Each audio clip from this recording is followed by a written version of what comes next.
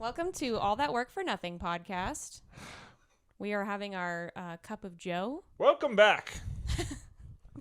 How are you? Good. How are you? I asked you first. Okay. Anyways, this week we're actually starting off with me not in a sour mood, so that's good. Yeah. Oh, we've been through the ringer with this podcast, but I will persevere because I believe in this podcast. I really do. It gives me so much joy. It makes us have a great time together. And I love learning how to do stuff like this. So I will not give up. Also, call to action right now. If you're watching this, please subscribe to our YouTube channel. Subscribe to us on Spotify, on Apple Podcasts, wherever you can subscribe. Please like the podcast. Leave us some suggestions and comments. And also, if you think that anyone else that you know might be interested in it, please send it to your friends and spread the love. Don't forget about TikTok. We're there too. We're also on Instagram as well. Just look us up by our name, that one couple podcast. Almost did it. Just look us up by our name, All That Work for Nothing. That's funny. So when the Chargers moved to LA, the Chargers owner fined someone I think it was $5 or something like that every time they said San Diego Chargers. Really? Yeah. That's funny. Yeah, because, you want the word out there that they're the LA Chargers now. Gotcha. Yeah. So they're like, nope, can't say it. It's a bummer. I hated the San Diego Chargers because they used to kick the shit out of the Raiders. I used to live by the stadium, though, and people really did like that team, and it was sad when they left. Why'd they leave? Because the city wouldn't build them a new stadium. Oh, but another city was like, we'll build you one. I mean, yeah, and they built it for 2 teams. And they basically made it a giant $5 billion complex. Damn. Yeah, it's huge and insane and incredible. It's not as good as the Raider Stadium, though. Because the Raider Stadium is state of the art in Las Vegas. Yeah. First of its kind, and was built within the last 5 years. Yeah. So it has all the whistles and bells. I think SoFi was built in the last 5 years. SoFi does have a better... Yeah, but I'm saying it's Las Vegas. Oh, yeah. It's going to have all the bells and whistles. The fact that it's across from Mandalay Bay is insane to me. Yeah. They're going to... That's one thing that we need to do soon is go to Las Vegas because I've never gone. I swear you will hate it. No, I don't think so. I've heard from a lot of people that don't like to gamble that they really like Las Vegas. The one reason I think you will hate it the most is because when you walk through those casinos, it is literally like walking into a tobacco bar. Or tobacco whatever. What are those things that are called for when you... A humidifier. When they put all the cigars in there. It is like smoke central. Yeah, but you're not in there the whole time. That's true. So, I'd be okay with it. Like going to a U2 show. Hello. Love that. Oh, that would be great. Yeah. See, the shows is really where it's at. The problem is the shows is one of the most expensive things to go in Vegas. Oh, yeah. Yeah. But seeing U2 in the Sphere? Yeah, that'd be sick. Oh, we got to do that. And then, just looking at all the sites, all the stuff that you see online, I'd love to see that in person. You would like the shops. The shops at the Forum, which is the Caesar's Palace. Yeah. I think you would love that. And also you can't smoke in there, I'm pretty sure. I'm really not that bothered by smoke, honey. I'm not sure I'm explaining to you how much smoke there is. I to be fair though, I grew up with a grandpa who smoked in his house. Okay, then you get it. Never mind. Yeah. Because that's basically what it is. It's basically like being with somebody who smoked inside. But the inside is the entire casino. Yeah, I'm used to that. So, bring it on. Okay. Bring it on, Vegas. You know what? I think there are things you will like then. I think you'll like the Link. Because it's a cool little alleyway off the beaten path, and then it goes up to a big Ferris wheel. We probably will like the Sphere. We'll like the shops. You'll like the Mirage. I think you'll really like the Mirage and the volcano. Okay. That was my great impression of a volcano. Yeah. Exploding. There's a lot of things I think you'll like. Isn't there also a bunch of museums and stuff? I mean, kind of. There's that mob museum. The thing is that a lot of those are in that kind of in-between spot where the strip ends, and then you kind of have this middle spot. Then there's the Stratosphere, and then there's Old Town Las Vegas. Oh, that's another thing. I love roller coasters. Yeah. So, oh yeah. New York's pretty good. I would love to go on a roller coaster. How have we never been on a roller coaster together? Well, because we literally started dating during the No, this is true. mid-pandemic. This is true.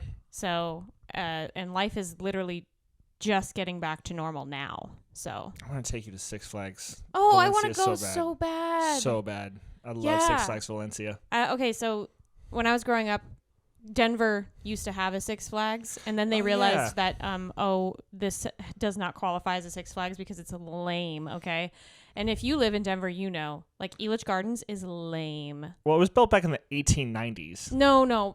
That was okay. That was definitely different. It's not. It's not even in the same space as it was in the 1890s. True. It did move, and it's modernized, but like most people that go there are literally like it's basically like going to a carnival. Yeah, it's not the good like you. It's not good. I never went there, but it did look like kind of a glorified carnival. It is a glorified carnival, and like some of the rides you look at and you're like, that's gonna fall apart. I don't feel safe going on there. Anyways. When I was little, though, it was actually a part of Six Flags. So my mom got us a seasonal pass one summer, and we decided that we were going to go see my cousins in Texas, and they have a Six Flags out there in Dallas. And we went to that Six Flags, and I was blown away. I heard the Six Flags in Dallas. Blown away. Isn't that the original one?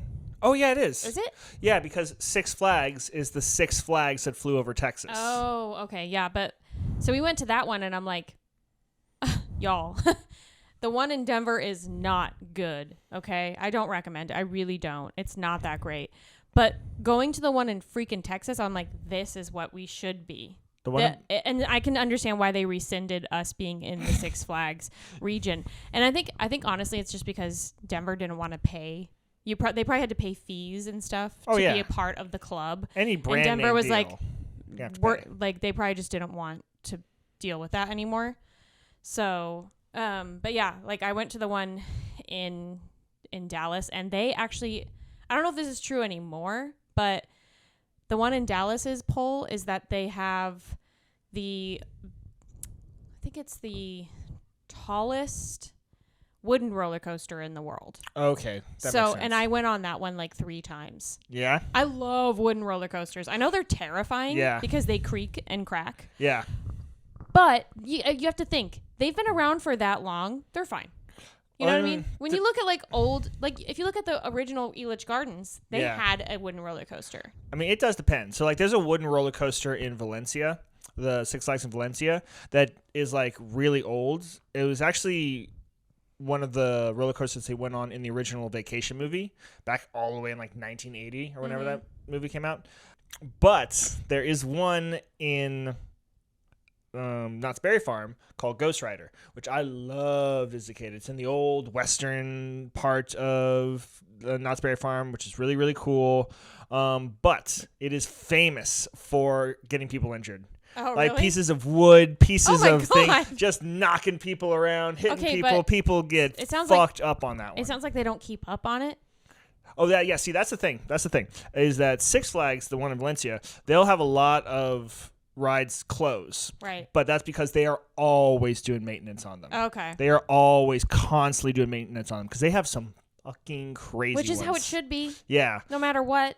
They have some crazy ones at that Valencia one.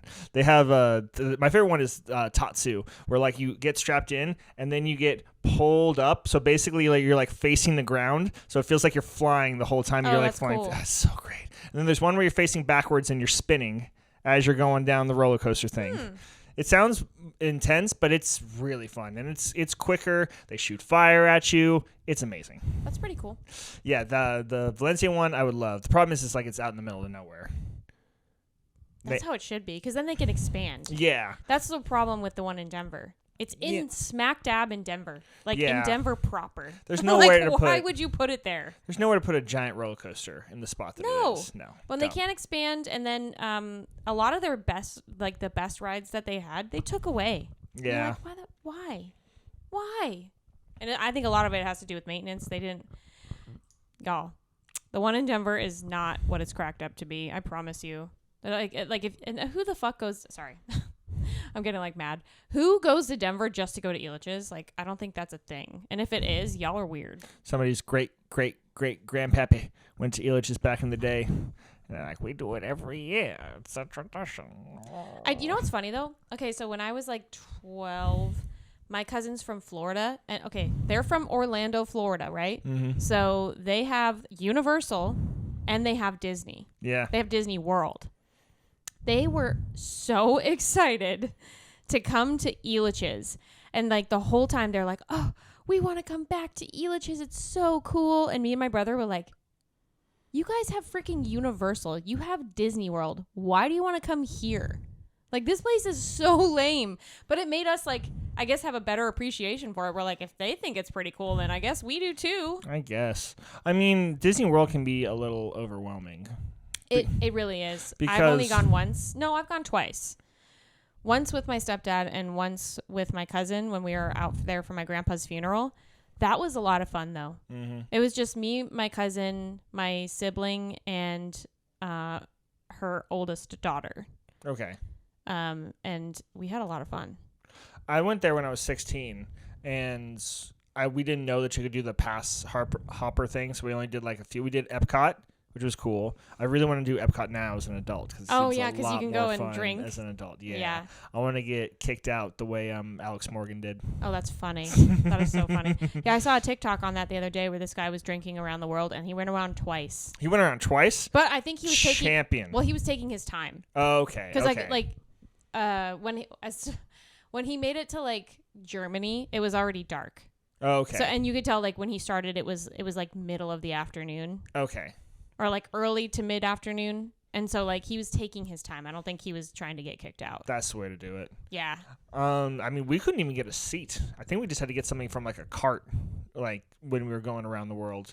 But it would be a lot more fun as an adult. Yeah. I went with my stepdad, like I said, when I think I was old enough to drink. Okay. Yes, I was old enough to drink at that point, but my stepdad, like I was also with my little sister. Yeah. And I can't remember how old she was. I think she was maybe 10 or 11, but definitely not allowed to drink. And it's just me, my stepdad, and my sister. And I'm like, I don't want to drink. But Epcot was the worst. That was the worst experience for me. Why was it the worst? Because when we were there, we would do each world for one day. Okay. How do you do Epcot with an 11-year-old kid and Yeah. my stepdad and me for an entire day? It was so boring. Yeah. Me and my sibling were like, can we just go now? Like, we're so bored. You didn't like any of the futuristic stuff, huh? Not really. Well, to be fair, yeah, you can pretty much do all that futuristic stuff in half a day. I do remember liking they had like a Chinese temple.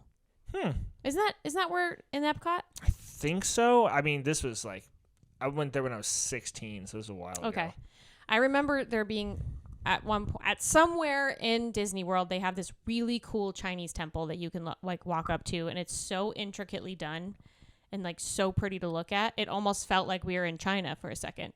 So that was really cool. But other than that, like Epcot was kind of lame, especially when you're not drinking. Yeah. You know, and you're not like, and also like, there was the food options there, not great. Oh my gosh. Especially because me and my sister at the time, we were both vegetarian. Oh. We were starving. They had no vegetarian options back then. Yeah, I think vegetarians get arrested in Florida, so makes sense. No, they actually have better vegetarian options now. I heard that they have Impossible burgers and stuff. Oh, that's better. Yeah. See, we got drawn into talking about Disney again. Damn it, Disney. The goddamn mouse has us. No more talking about Disney. I refuse. Speaking of boycotting, there is a TikTok that I saw the other day. Speaking of TikTok, I saw this TikTok. I saw it on TikTok. I saw this TikTok the other day that was talking about the Kellogg's company. So apparently they increased their prices by 25%, and it's for literally no reason. It's just because of corporate greed. It has nothing to do with inflation, and they decided to do it just because they're like, we want more money.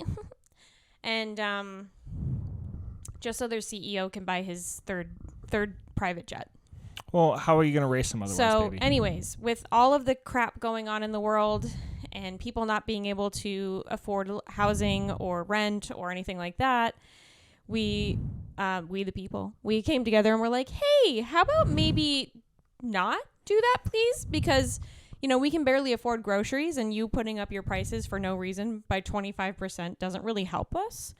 And instead of Kellogg's being like, you know what, you're right, our bad, we'll fix the situation.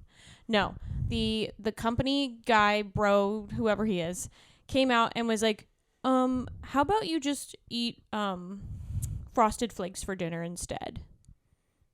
Yeah. Kind of like what you were saying, like where it's the like, maybe if millennials didn't have morning coffee, they would own a house by now. Well, apparently it's our Starbucks and our avocado toast that are making us poor. Which we both don't go to Starbucks anymore. And I've never had avocado toast. Have you? I've never. Oh yeah, you don't like avocados. I hate avocado, so yeah. It's the only un-California thing about me. And if I did have avocado toast, I wouldn't be paying $5 for it. I'd make it myself. I mean, also, like, when I get coffee, I get a cold brew. I get the cheapest thing on the menu. That's true. You're easy. I always have to get the frou-frou stuff because I hate black coffee.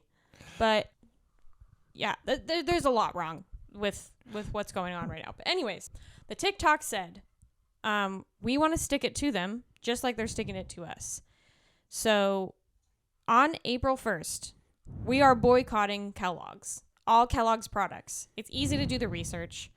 There is this guy who created a spreadsheet of what company owns what in every in like Kroger grocery stores and stuff like that. So if you have access to a computer or a phone, you can find it. There's no excuse. Do not buy Kellogg's products. There is no reason for a 25% increase just so that the CEO of the company can make more money that he doesn't need to make. Okay? There's no reason this man needs to make more money and not also pay the workers. Most likely that's not trickling down. Yeah, well, like the biggest thing is that they want to incentivize their shareholders. Right. So you have more revenue for doing the same thing. And that's a great business model, isn't it? I have the exact same product. I'm just going to sell it for more money. I'm not going to try to make it better. I'm not going to try to make it cheaper. I'm going to sell it for more money because people will buy it for more money. And so that's something that would incentivize people to buy more shares.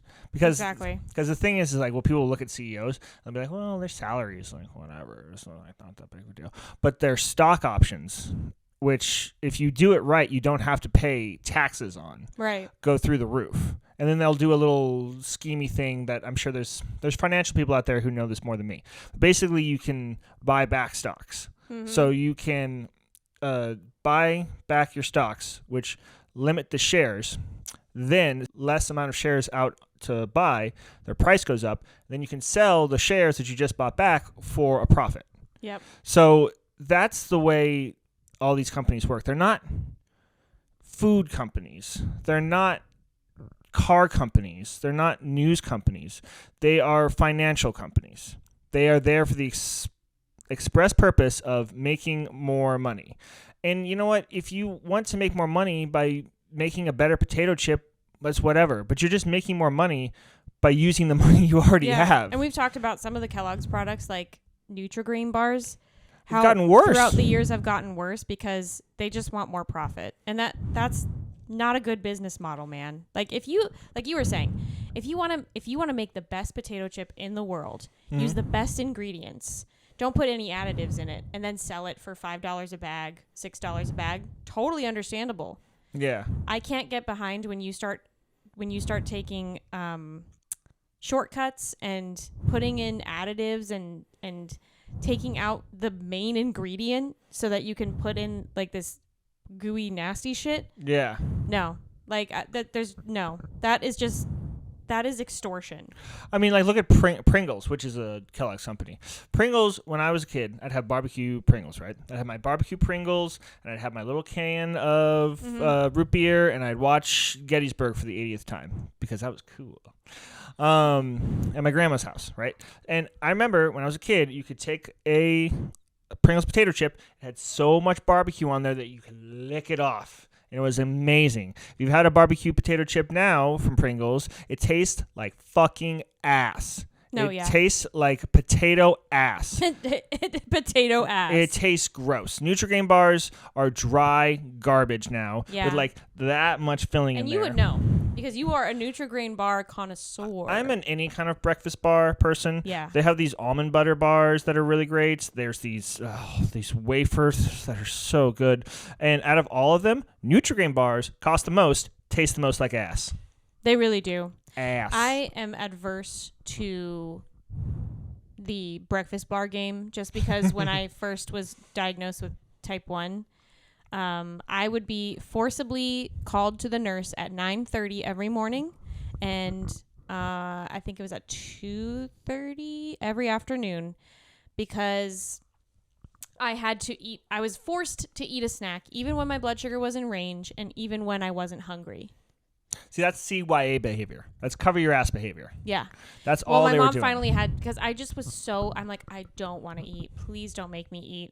And I would cry because I'm a freaking 9-year-old little kid, man. Mm-hmm. And being force fed this food that I don't want to eat. I'm a very texture and mouthfeel kind of person. So if there are things that are too dry on my mouth, I gag and I can't take it. And I think it's an ADHD thing. There's certain like textures and mouthfeels that I cannot stand, and I can't eat them. I literally, like, my body rejects it. Like peanut butter and crackers. Peanut butter and crackers, no. I mean, those are two. But that's what they would force feed me, was peanut butter and crackers. It was disgusting. But anyways, my mom finally had to call them after like a month or two of this and was like, stop force feeding my child. If her blood sugar is in range and she's not hungry, do not force her to eat. Yeah.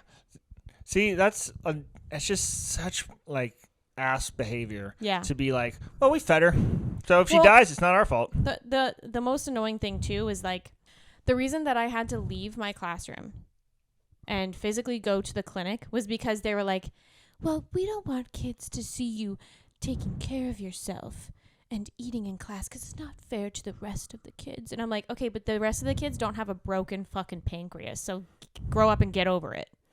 You know what I mean? Like, God, I was left out of everything as a kid. Like, I remember field days, they would leave me out because they're like, we don't want you exerting yourself too much. And I'm like, what the like, I know, no, if I get low, I know how it feels. Mm-hmm. I think I'm at the age where I can tell myself like, okay, I can't do this activity. Yeah. But I would have to watch everyone else have fun. They treated you like a liability. They treated me like a liability. Yeah. And that's how I'm treated now. What's at a most places. field day? You didn't have field day? I went to field trips. What's a field day? Field day was when the entire school would go to a field, like an actual field, and they'd have different, they'd have the 3-legged race. They'd have a noodle toss. So you'd take like a pool noodle and you'd toss it, kind of like javelin, but with a pool noodle. They had the 100-meter dash. You didn't have this? We had none of this. I don't remember any of this. What? I remember we did the fun run at the end of the year every year, where people signed up and they would donate X amount of dollars for how many laps you ran. Okay, we didn't do that. Yeah. But field day was the best day ever because I was a very active kid. I had ADHD, so I was so hyper. And so field day was like the day I looked forward to the most. And when they took that away from me, that was another thing. I think my mom had to call them and be like, let my daughter participate. She's fine. See, I've heard the expression have a field day, but we never had anything like a field day. Potato sack races. Those were so much fun. Nothing like that. I don't remember any potato sack races. Okay. I remember. I have to tell you about a potato sack race. 1 second. Sorry. So there was a potato sack race that I did, and I remember it was my second one, and they were like, if any of you, we have time before we have to get to our next station. Who wants to do one more? And so basically what we did was we had a race, and we would always do it in two separate, because it was our whole class would be together. And so, or no, all of 4th grade would be together. Oh, okay. All of the grades. I'm just remembering because this was 4th grade that this happened. Yeah. So I was in the potato sack race, and we would do it in groups of four racers.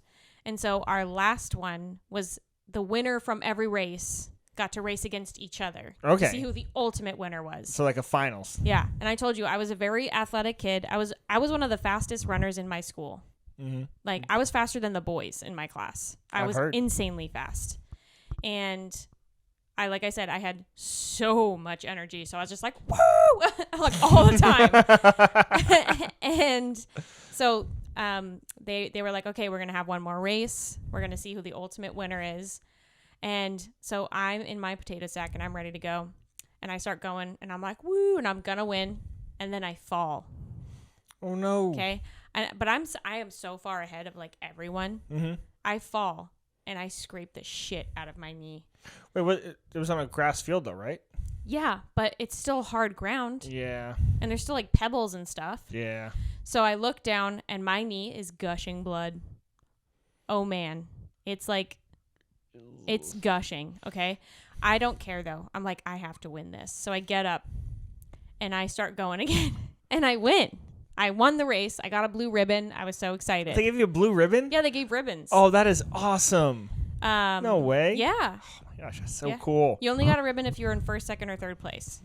Did they give them like blue, red? Yeah. Oh, wow. So it was really cool, though. The ribbons we had, like, on the back, there was like this little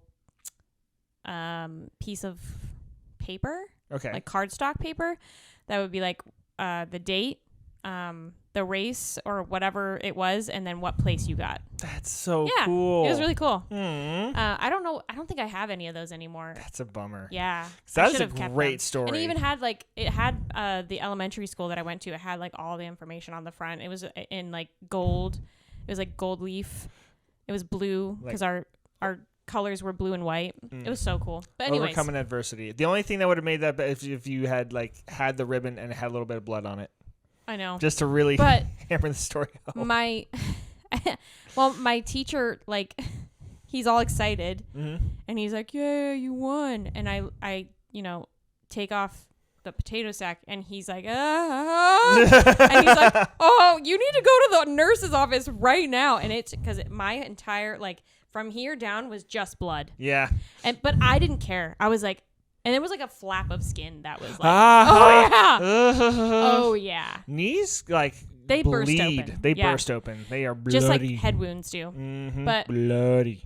I didn't care. I was so excited. I was so happy. I was like, that's right. And it's funny because when I was a kid, I was so competitive. Nowadays, I'm like, I'm not a competitive person because I really don't have that competitive drive to like be better than someone. I'd rather work with people than be better than them. Yeah, I mean, I'm competitive with myself, and that's where my perfectionism comes in, where I'm like, I have to do better than I did last time. But I'm never like, oh, I have to do better than Shane or like better than this other person. I think that can be toxic. well, I don't think we get the satisfaction that other people get out of that. Because I like winning, but at the same time, like, it's not that I'm winning over somebody. It's like, yay, I did a good job. Yeah. Most of the time, I'm just aiming not to get last. That's my goal in any competition, is to not be obviously the worst at something. That's true. I've seen you play spoons with your family, though. You are competitive. Yeah, it was like, see, there's certain things like that are like traditions that like mean a lot for whatever reason. Okay, so the last time we were with your family, or 2 times ago, we were with your family. They played spoons. I sat out because I've seen his immediate family play, and they're out for blood. Okay, and like I said, I'm not my family's not competitive. Well, the Heisenbuttel side of my family is competitive, but my mom's side, no. Like my mom and I are both just like, we just like to have fun. Mm. So I did not grow up in like a very competitive environment, and he did. So the first time we played was the very first time that I was meeting your parents, really. Like, because we were on a vacation. Oh, that's, like, yeah. That's like how you get to know people. Yeah, that's and right. It was the first time me meeting your sister. Yeah. And your sister was like elbowing me. Like, trying to, Yeah. I was just like, okay, nice to meet you. But so anyways, we were with family, and there was a lot of family that I don't know that were there. So I'm like, yo, I'm bowing out. Mm-hmm. But I was gonna be your cheerleader, and I just watched in awe of you. round after round, you got the last spoon every time. Well, I won 4 times in a row. It was Like I great. got 4 of a kind 4 times in a row. Yeah. If you don't know the game, very fun game. Basically, it's like musical chairs, and everybody has cards, and you're passing the cards around. You're trying to get 4 in a row of whatever. Once you get 4 in a row, you can grab a spoon. Once one person grabs a spoon, everybody else can reach for a spoon. They'll be like, if there's 6 people, there'll There's only be 5 spoons. You don't get a spoon, You're out. You're out. Now you can either play it like single elimination, where like if you don't get a spoon, you're out, or you can play it kind of like you would play horse, where like you can go SPOONS. I spelled spoons right? Yeah. Okay, perfect. Got it. So we were doing single elimination, and yeah, I got 4 of a kind 4 times in a row, and I won. And that I was so proud of you. Aw. So proud. I couldn't have done it without you. And then when you won, I was like, that's right. That's my husband. You weren't even there for the really crazy spoon I with wasn't. with my cousins. I was at my really toxic crap job. Yeah. Gross. But yeah, I remember you telling me that your cousin got crazy. Like, he wasn't mad, right? No. He was just being crazy and then like flipped the table. Yeah, he was just being silly. Yeah, my cousins and I were playing spoons it was about this time last year. It was about It was about a year ago this month. And we were playing the horse style where you asked you. And my cousin, one time he reached across this table, like somebody grabbed a spoon, and he had the top of the spoon, and he was pulled across the table. And then the other time he didn't get a spoon, so he flipped the table over. And that was amazing. I kind of So wish I much was there fun. for that, but at the same time, those cousins were a lot for me. Yeah. They were very touchy, feely. They're a lot for the world. One of them groped my butt. Yeah. And, it was weird. I wish I had, I don't like violence, but some things call for violence. Well, some things are just like, you don't touch someone like that and then call it a joke. Yeah, I know. Like, that's just, to say it's rude is like an understatement. It's like a weird, like, I can get away with whatever I want kind of fucking feeling. Yeah, exactly. And he was like, his wife was right there. His kid was right there. Yeah. And they just rolled their eyes because they were just like, oh, that's just how he is. But I was like, this is the first time I'm meeting this man and he's groping my ass. I don't agree. I don't think this is cool. I don't like it. Don't touch people who don't want to be touch touched. just keep your hands to yourself. Listen, our listeners would never. Our listeners would never. They would Our never. Listeners are good, kind, courteous folks. Every single one of you out there. I said this last week, like, we appeal to a certain type of person, and I know the type of people that we appeal to would never do that. Yeah. So we're kind of preaching to the choir a little bit. But, if you have people like that in your life, like, use your best discretion, but don't be afraid to cut people out of your life. It's not the end of the world. Yeah, and we have. They were not invited to our wedding. Like, no. And they were pissed about it, apparently. They were? Your mom said that they were like, that they asked, like, oh, so when's the wedding? And your mom was kind of be like vague about it. I couldn't give 2 bakers fucks, honestly. No. I could not. I don't care. I invited the exact amount of people I wanted at my wedding. Oh, also, honey, it's going to be our 9-month anniversary. 9 months. 9-month anniversary of being married. Oh, yeah. No, that's I Tomorrow. knew. Oh, yeah. Oh, no, today. It's the 2nd. Why do I keep thinking it's the 3rd? Oh, because it was the 2023. Yes. Oh, God. Okay. Oh, my God. Wait, today. Happy 9 months. Happy 9 months, most beautiful us. Happy 9 months, baby. 9 months of pure bliss. Just Well, excruciating being bliss. married, but other than, like, the married part, yes. Yeah. The life part, I could do without some things. Aw. Honestly, like, I just love... I love doing life with you. Oh, okay. But there's a lot that I wish we could do together, but we can't because of current circumstances. No, I get you. Honestly, I feel like nothing changed from us getting married. And that's exactly how I wanted it. Well, that's how it's supposed to be, but Yeah. I kind of do. Really? My attitude towards you changed. Your attitude towards me. Well, okay. Not to get, like, too deep into things. Well, I guess I could. It's a podcast. But there's a lot that I don't want, like, aired out online. Let's just say I have trauma in my past,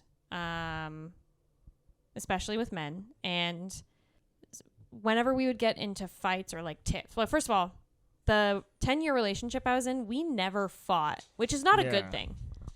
Like, there was a lot that was swept under the rug, so that way we would get, like, I think a lot of it was just to appease me. Mm-hmm. So instead of like talking something out, he would just be like, sure. Yeah, whatever makes you feel better, okay? Yeah. Yeah, everything's fine. So, like, we never really fought. So we just kind of turtled and waited for it to all blow over. Oh, that's what it was, for sure. And it was like, when I would get mad, I don't get mad very easily, I would say. Do I? No.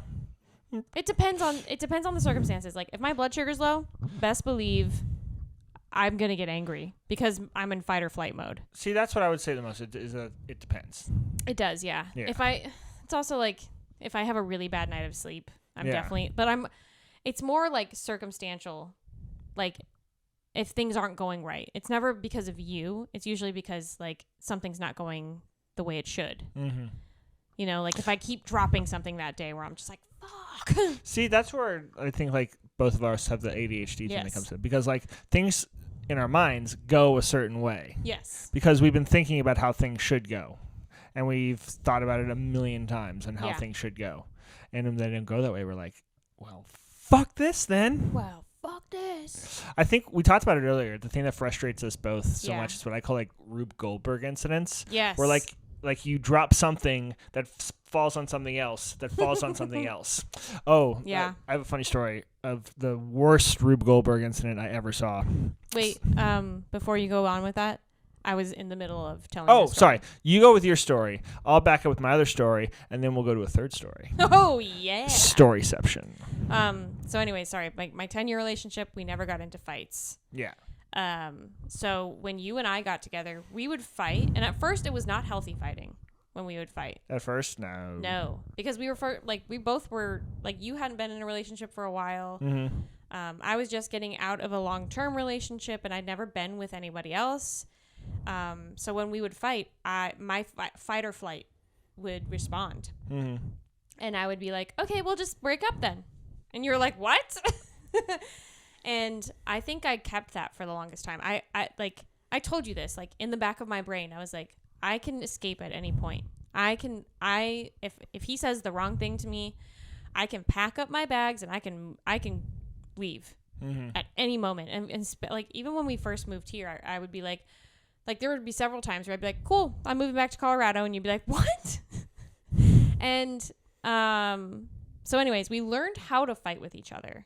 We've since learned, we've gone to therapy separately, and we would talk about our situation, and our therapist would give us great advice, and we would implement that into our relationship. So now when we do fight, it's very, very little. We don't fight really at all.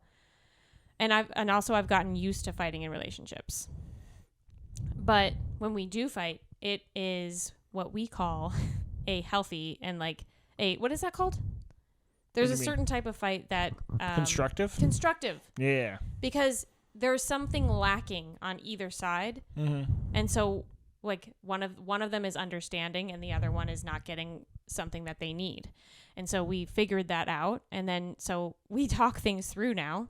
And since we've gotten married, I don't have the urge to run away. I'm like, no, we're fixing this. Yeah. Yes, I do need my time to myself to like be angry sometimes. And I really don't want to say things that I'm going to regret later and that I can't take back. So sometimes when I leave you in a fight and like I go and slam the door to our room, like that's me distancing myself, giving myself space to be angry, and getting out all that angry dialogue like with you not in the room. See, I know you're my person because I think in my past relationships, and granted I was younger when this would go on, if I got into a fight, you would be like, okay, bye. Well, no, it would be like I wouldn't feel like fixing it. I would be like, I mean, honestly, I could either walk out right now or I could make it worse. And like I had no urge to be patient. You know what I mean? I had no draw to make things better. I had a draw to either annoy the person or win the fights or leave. So those were the things that I think was like, those were my motivators when I would fight with somebody I was in a relationship with. Yeah. But with you, it's always towards like let's fix this, and like, what can I do to make it better? Yeah, and that's kind of what I have too. With like since we've gotten married, I'm like I see marriage as forever. Like my parents were divorced. Yeah. My mom's been divorced since then. My dad's been divorced 3 times. So I grew up not seeing functional relationships my whole life. And I remember like from a young age, I was like, I want to be, when I get married, it's forever. Unless of course it's, toxic and things like it, that you would be better off without them. Absolutely. Yeah. But like, I know like you are worth fighting for. Yeah. We are worth fighting for. This relationship is worth fighting for. So I don't have that like desire to be like, I don't have that thought in the back of my head that I can just leave now. Now I'm like, yes, I need to distance myself from you because I'm very angry at this point.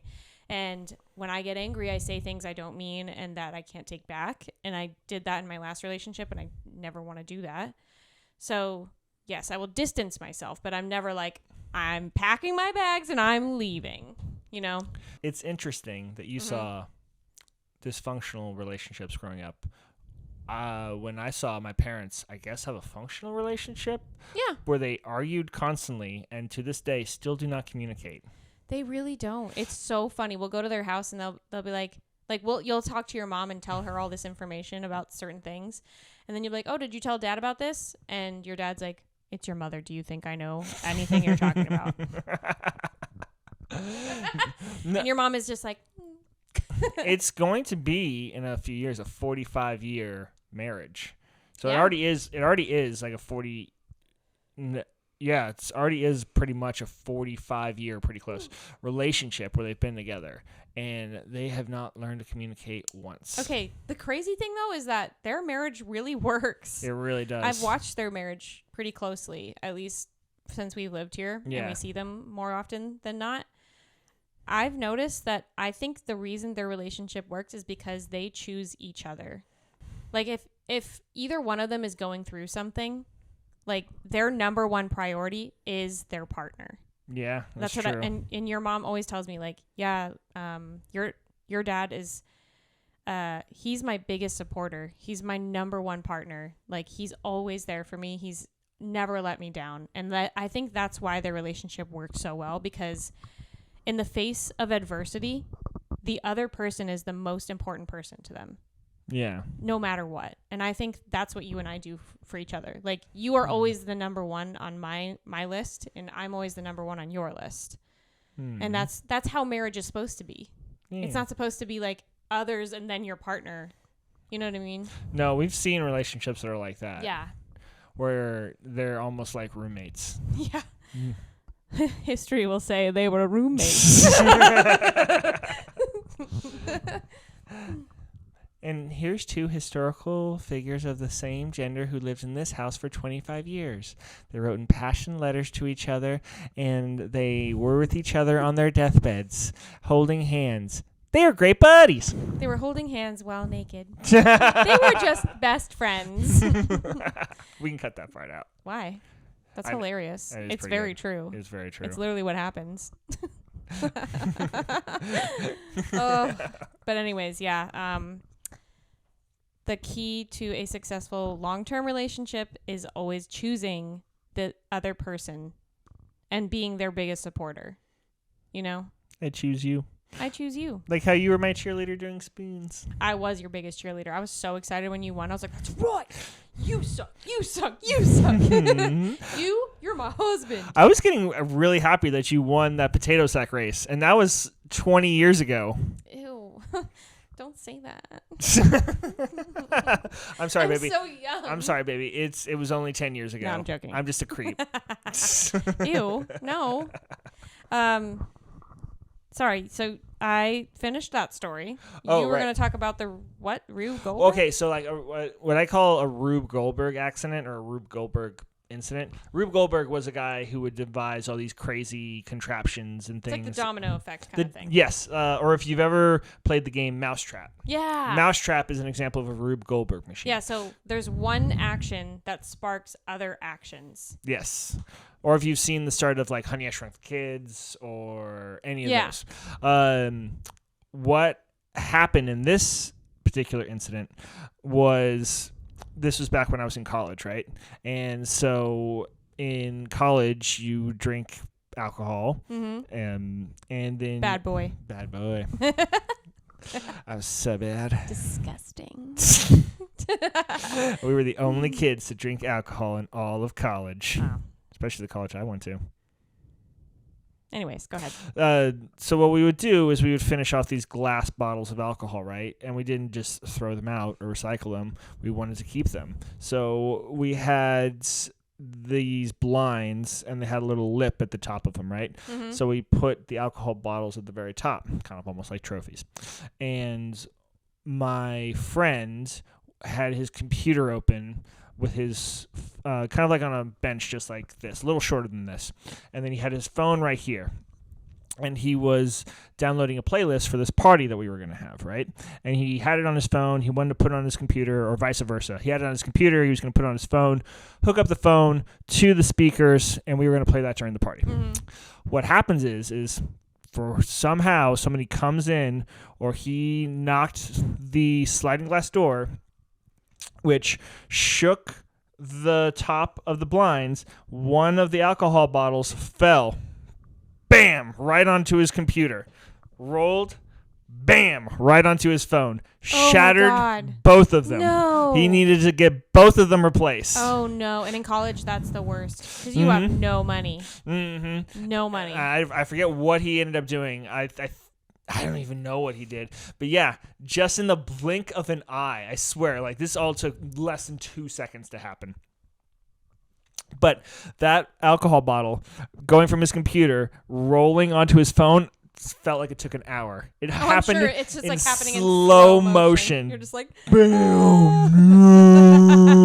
damn. Nothing could be done. I hate when stuff like that Oh, happens. it was rough. That's the worst one I've ever Yeah. seen. Where we all just like, there was me and probably 3 other guys, and then there was my friend on the computer, and we were in shock. We were just like, "What?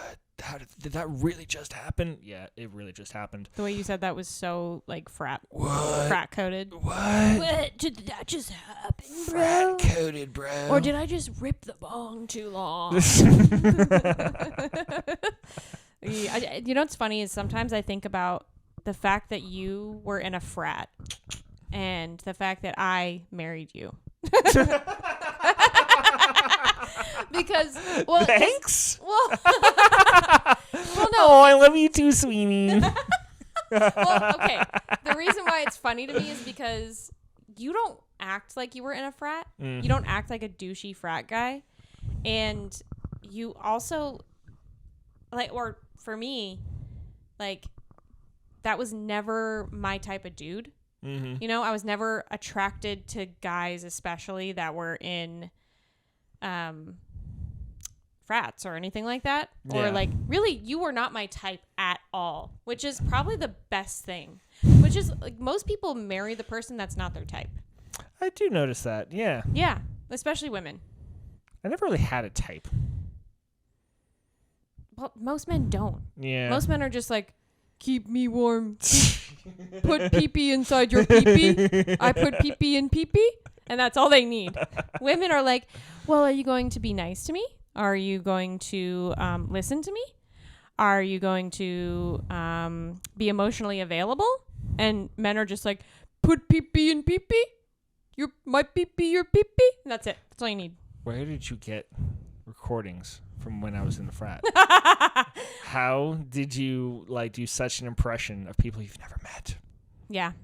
Well, it's funny. I saw another TikTok where this girl was talking about how she, she's queer, which I am also queer. And she was like, it's funny to me to think about, like, when I am choosing a male partner, they have to have all of these attributes or else I don't want them. For a female, I literally melt. literally my brain goes smooth. I have smooth brain, and I'm just like, female. I put pee-pee on your pee-pee. And it's like kind of true. For me, I'm like, I'm just attracted to like the female species. Like, oh my gosh, beautiful, awesome, wonderful. Especially like, even if they're not like, if they're more feminine. I mean, the female, yes. Males, on the other hand, especially since I've married you, I am not really attracted to men at all anymore. I don't look at men at all. I'm just like, whatever. There was the one YouTuber we were watching that described it as being attracted to women but demisexual when it came to men. Yes. Wait, was that a TikTok or a YouTube? That was YouTube. That was, I guess they're a public figure. That was Courtney from Smosh. Oh, yeah. Yeah. That's where I got it from. Sorry, it wasn't TikTok. Well, Bad. I'm sure. Although I've heard of a lot of that on I'm TikTok. sure that's I on really have. TikTok. Like I would not be surprised. Yes. I think I was more demisexual than I thought. I didn't when I was in college. I didn't know that was a thing. I just thought I was like every other guy. I was like pee pee, pee pee, pee pee, go pee pee, pee pee and pee pee. We find a hole. We find a hole. But you never had like one night stands, right? No, I really didn't. Yeah, like you always ended up like dating or at least talking to them for a little bit. I tried to at least make something out of it. Yeah. I never was just like, okay, bye. Yeah. Like, no. See, like, I remember when I was single and I was wanting to go through my slut phase, I was like, okay, like, this is the time, Doriel. You throw your coochie at whoever will take it, and you run with it.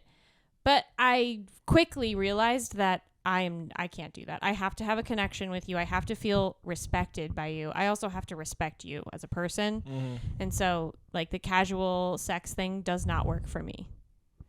And once I lose that respect for you, like, the sex stops. There's just none. There's no sex for you. I think I just couldn't stand people who were boring. I'm the same way. I'm like, okay, you're kind of boring to me. Like, especially when you can't hold a conversation with someone, like, yeah, that's a huge turn off for me. Like, I'm like all for it. Like, whatever you're into, but that's just not me. That's not you.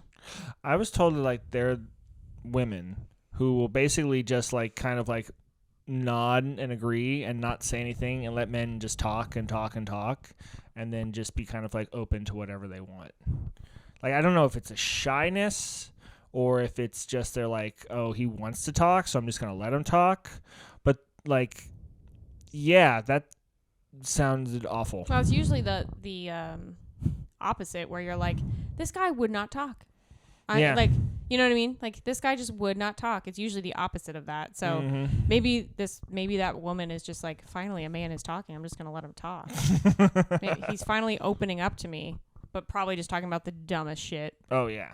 Always the dumbest shit. Like, nothing to do with emotion. It's so funny to like talking about female and queer friendships and then relating it to your male friendships where me, like I literally had a call with one of my best friends today for 3.5 hours. And we talked about everything going on in our lives. I know how they've been feeling. They know how I've been feeling. Like, we talked about our hopes and dreams. We talked about all the things that we want to accomplish. We even cried a little bit. And so when I talk to you about your friendships, I'm like, oh, so what are they up to? And you're like, I don't know. What do you guys talk about? Sports the entire time? Yeah, pretty much. And I'm like, ew. I'm so happy that I'm a woman. I'm so happy that I have these friendships where I know, like, the deep, like, I'm just a deep person. I can't be like fake with people. Like, when I talk to someone, like, I want to, like, well, tell me about your childhood. Yeah, I want to know what makes you tick. I'm just that kind of person. I'm not sorry about it either. Like, no, it makes you a really strong friend. It makes you the kind of friend that, like, people, like, this happened to you recently, where people will, like, hit you up out of the blue when they're going through a tough time. Because they know that you are the kind of person who, like, will be there for that kind of stuff. When someone calls me or texts me when they're going through a hard time, it is one of the biggest compliments that I could ever get. I'm sure. It makes me feel so good that someone feels safe enough to reach out to me and be like, hey, I'm not doing okay. Can you help me? And I'm like, fuck yeah, I'll help you. Like, what do you need? Who do I need to kill? Not really, but like, like with my sister and my sibling, if they tell me anything about someone and they're being bullied or they're having friendship issues, I've said this before. I'm like, okay, who do I need to come? What minor child do I need to come and slap in the fucking face? I'm a ride or die person. That's just how I am through and through. And if you don't vibe with that, that's on you. Meanwhile, over here, I saw this one Instagram that was like, what did you and your friends talk about for hours? And it's like, we just named NBA role players from the early 2000s. That's so dumb. Like, cool. I'm I'm so grateful you have friendships. But like, it's funny because I'll talk to your best friend and I'll tell you things that you never knew about him. Yeah. I'm like, did you know that that your friend did this, and that? And you're like, no, I had no idea. And I'm like, oh, that's because you guys don't talk about anything. Well, male friendships don't make any, especially straight male friendships. They make no sense to me. What was that? That was the other thing we saw. It was like, straight women are proof that sexuality isn't a choice. Oh yeah, that ain't it the truth? Ain't that the truth? Like, damn. I'm pretty sure that was Courtney again. I'm pretty sure she's the one who said that. It might have, yeah. But she heard it from someone else. Yeah, I think you're right. It's so true though. Like, really. I mean, I don't mind. Just, I don't know. Maybe it's just a own trauma friend thing. But having those kind of relationships that I know are going to be there, no matter how deep or shallow I go, is safe. And I think I'm okay feeling safe. Oh, well, I'm glad you feel safe. Yeah. Comment your favorite NBA role player from the early 2000s down below. I really don't think the people that listen to this podcast are the people that you're talking to. Mine is Robert Horry. Okay. Well, you know what? Honestly, like, yeah, sound off in the comments. Also, if you don't know, do some research maybe. Learn something new. You know? Wow. Great call to action, honey. Anyways, I think we should wrap it up there. Yeah? Yeah. Alrighty. I've had so much fun with you again. Me too. I love this podcast. This is such a great podcast. I have such a great time with you. Me too. I love you. I love you too. That's enough for us this week, or that's it from us this week. We will see you next week. Call to action. Follow us on the Instagrams, on the TikTok, on the Apple Podcast, and also Spotify. Anywhere podcasts are available. Anywhere podcasts are available, that's where we're available. We're there. You can find us at those aforementioned places. And also share, rate, comment, do all the things. Please help us live our dreams. And if you made it this far, you are a real one. Like, we love you so freaking much. Thank you for listening. We'll see you next week. Goodbye. Bye. Goodbye. Bye. Bye.